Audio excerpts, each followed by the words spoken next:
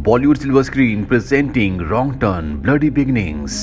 कहानी शुरू होती है सन 1974 से, जहां पर हमें वेस्ट वर्जीनिया में एक सैनिटोरियम को दिखाया जाता है।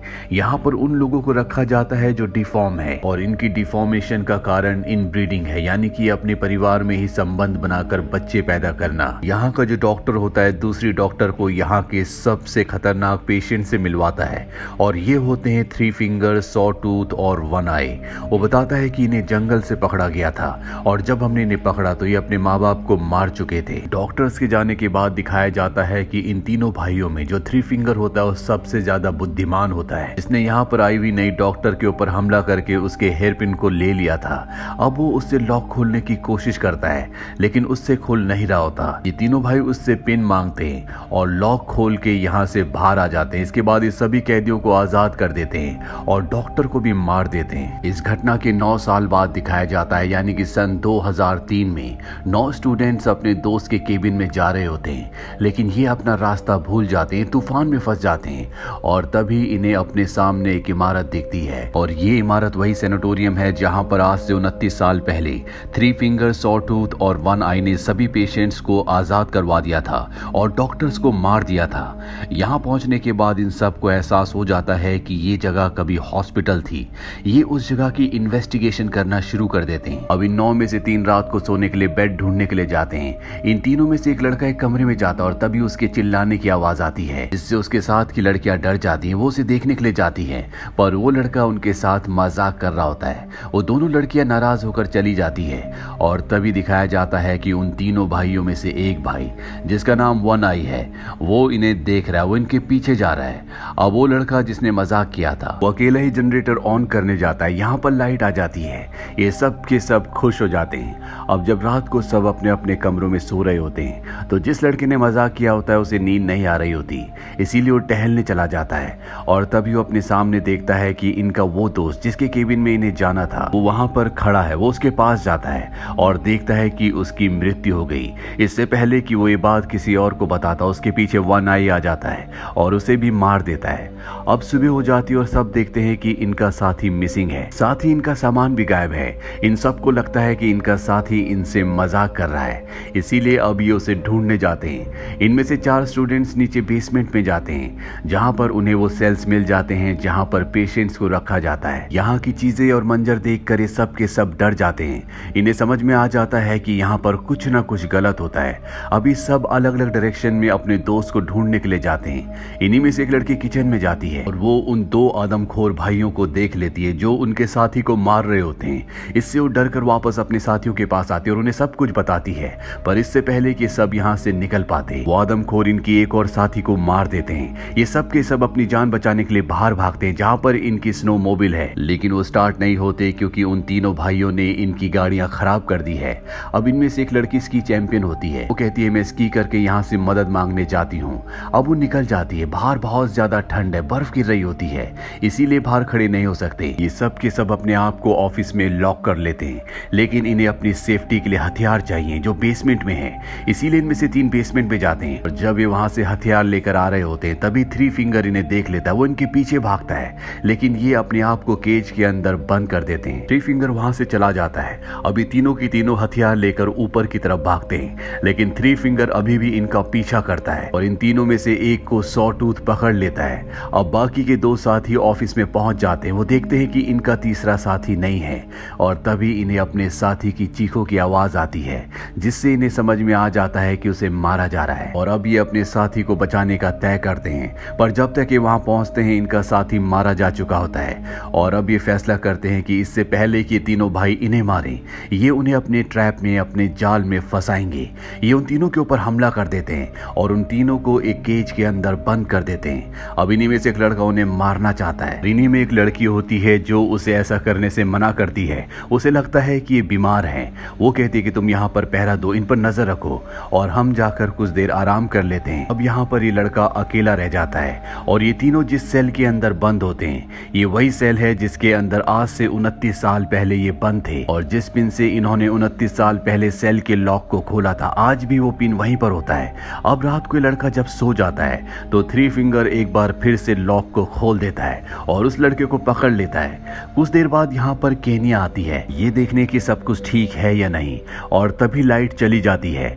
जब वो सेल के पास आती है तो देखती है कि उसके अंदर वो तीनों आदमखोर नहीं है और ना ही इनका दोस्त है। ये सब देखकर वो घबरा जाती है और अपने साथियों के पास वापस आती है, वो उन्हें सब कुछ बता देती है और तभी इनके दरवाजे पर कोई आता है जिसका पूरा मुंह ढका होता है। ये सोचते हैं कि ये उन्हीं तीनों में से एक है। ये उसे बुरी तरह से मार देते हैं पर बाद में इन्हें पता चलता है कि ये इनका वही दोस्त है जो पहरा दे रहा था। अभी सब यहाँ से भागने की कोशिश करते हैं और ये तीनों भाई इन्हें इतनी आसानी से जाने नहीं देंगे, ये भी इनका पीछा कर रहे होते हैं। अब ये भागते भागते इन्हीं तीनों आदमखोरों के कमरे में पहुंच जाते हैं जहां पर इनका सामान होता है। ये अपने गर्म कपड़े पहनते हैं, इन्हें बाहर जाने का कोई भी रास्ता नहीं मिलता। अब इन्हें एक खिड़की मिल जाती है जहां से बाहर जा सकते हैं पर बाहर की तरफ से बर्फ जमी होती है।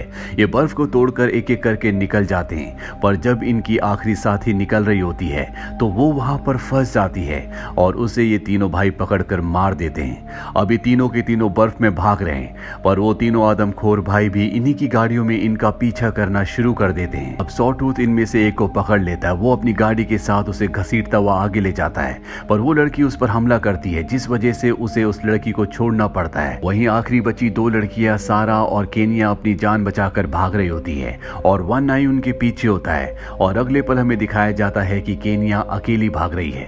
दरअसल इन्होंने एक जाल बिछाया होता है और जब वन आई केनिया तक पहुंचने वाला होता है कि सारा उस पर लकड़ी से वार करती है जिससे वो गिर जाता है और इसके बाद ये उसकी स्नोमोबिल लेकर यहाँ से निकल जाती हैं। इन्हें लगता है कि इनकी जान बच गई पर यहाँ पर थ्री फिंगर ने बहुत ही शार्प वायर लगा रखी होती है जिससे टकराने से इन दोनों की मौत हो जाती है। वहीं हमें इनकी उस साथी को भी दिखाया जाता है जो स्की करना जानती थी, जो मदद मांगने के लिए गई थी लेकिन वो भी एक पेड़ के नीचे बैठी होती है। दरअसल तूफान में फंसने की वजह से, ठंड की वजह से उसकी मौत हो गई। सबसे बड़ी बात ये होती है कि वो हाईवे के बिल्कुल नजदीक पहुंच गई थी, यानी कि वो मदद के नजदीक थी लेकिन उसकी किस्मत ने उसका साथ नहीं दिया।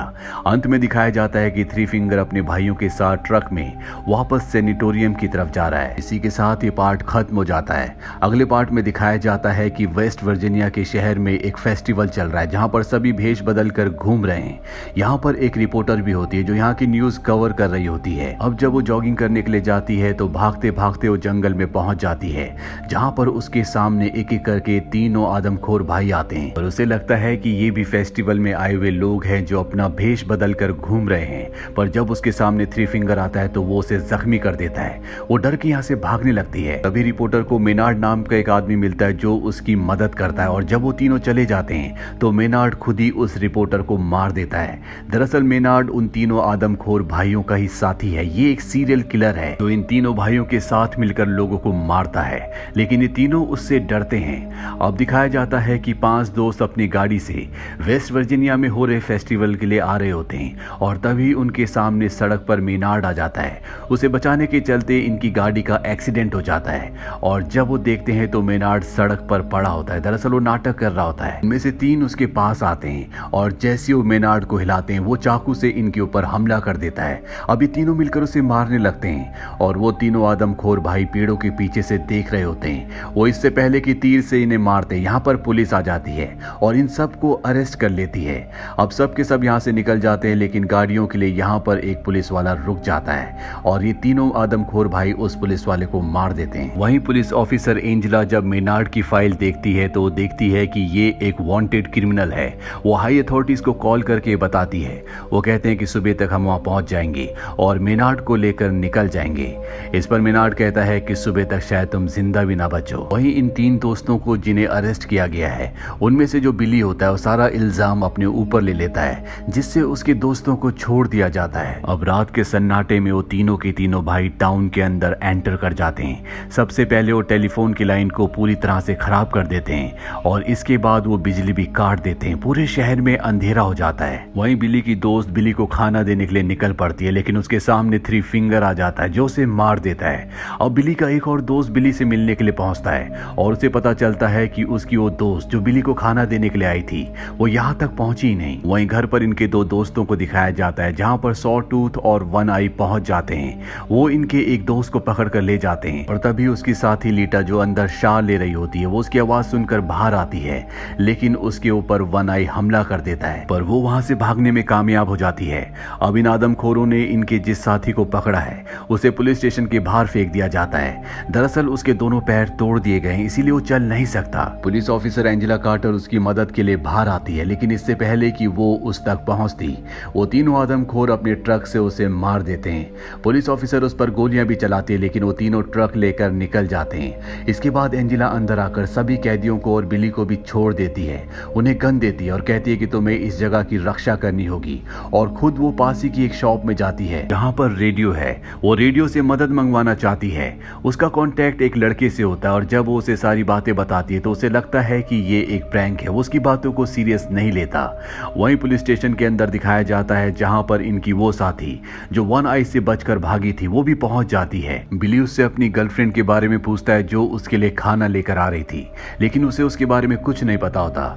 इसीलिए बिली अपने दोस्त के साथ अपनी गर्लफ्रेंड को ढूंढने के लिए जाता है और जब वो थोड़ी सी आगे जाता है तो वहां पर उसे उसकी डेड बॉडी मिल जाती है, जिसे देखकर उसे बहुत दुख और गुस्सा आता है। तभी उनके सामने 3 फिंगर आता है। ये उसे मारने के लिए उसके पीछे भागते हैं। दरअसल ये 3 फिंगर और उसके भाइयों ने एक जाल बिछाया होता है। ये दोनों उस जाल में फंस जाते हैं और जब बिली को होश आता है तो वो देखता है कि वो फुटबॉल ग्राउंड में पूरा का पूरा जमीन के नीचे गड़ा हुआ है, बस उसका सर ही बाहर होता है और उसका दोस्त भी पास में बंधा हुआ है। इसके बाद 3 फिंगर इन दोनों को मार देता है। वहीं पुलिस स्टेशन में दिखाया जाता है जहां पर अब तक मदद नहीं आई है। इसीलिए पुलिस ऑफिसर एंजेला यहां पर एक कैदी को अपनी गाड़ी में बिठाती है और कहती है तुम फेस्टिवल से मदद लेकर आओ।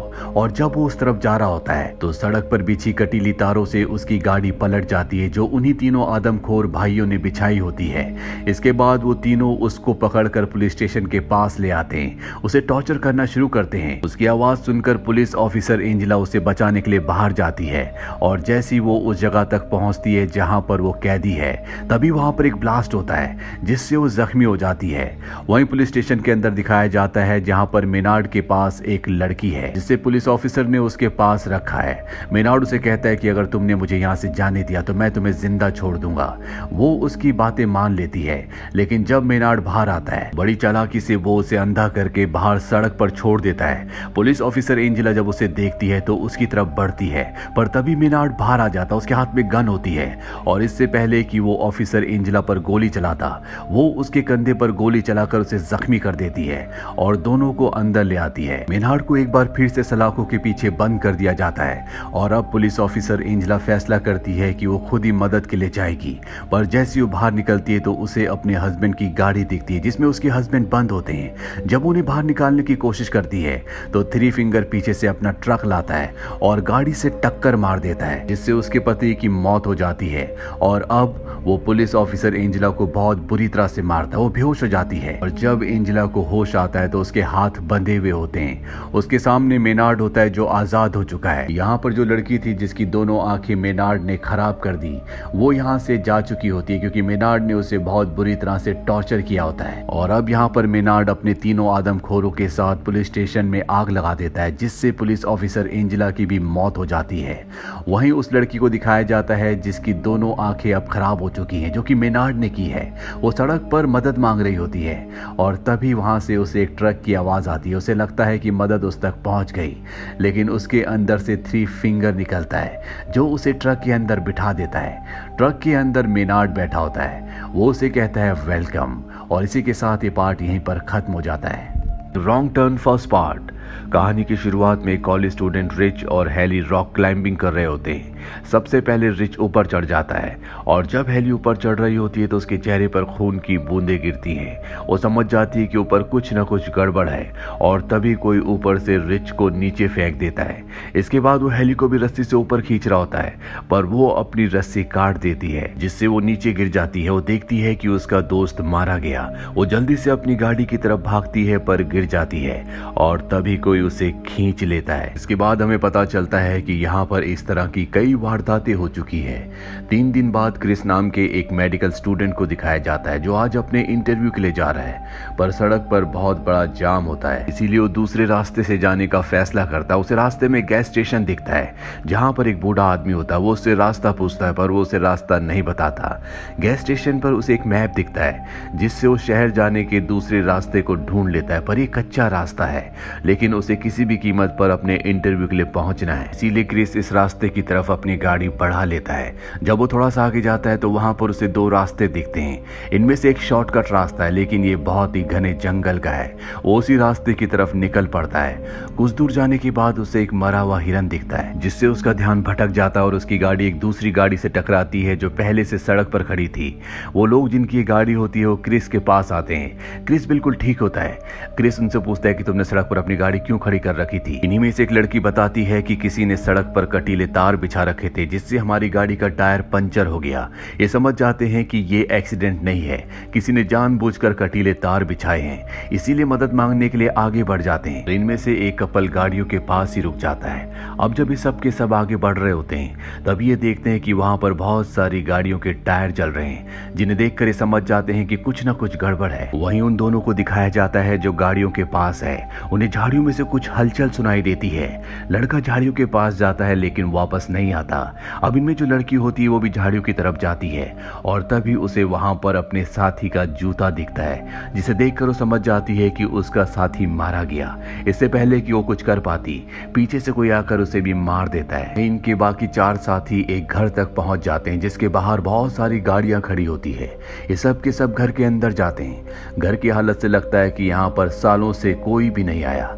यहाँ पर बहुत सारी गाड़ियों की चाबियां भी होती हैं और साथ ही वैसे ही कटीले तार, जिन कटीले तारों ने इनकी गाड़ी को पंचर किया था, वो भी यहाँ पर होते हैं। ये समझ जाते हैं कि इस इलाके में जितनी भी वारदातें हो रही हैं वो वही कर रहे हैं जो इस घर में रहते हैं। पर इससे पहले कि ये सब यहाँ से निकल पाते, ये खिड़की से देखते हैं कि बाहर एक ट्रक आ रहा है, जिसे देखकर ये सब के सब डर जाते हैं और घर के पिछले दरवाजे से बाहर भागने की कोशिश करते हैं, पर दरवाजा बंद होता है, इसीलिए इन्हें घर के अंदर छुपना पड़ता है। और अब घर के अंदर 3 आदमखोर आते हैं जो इंसानों को मारते हैं। ये चारों के चारों घर के अंदर ही छुप जाते हैं और जब ये आदमखोर अपना खाना खाकर सो जाते हैं तो ये सब के सब घर से निकल जाते हैं। लेकिन तभी एक आदमखोर इन्हें देख लेता है। सब के सब भाग जाते हैं।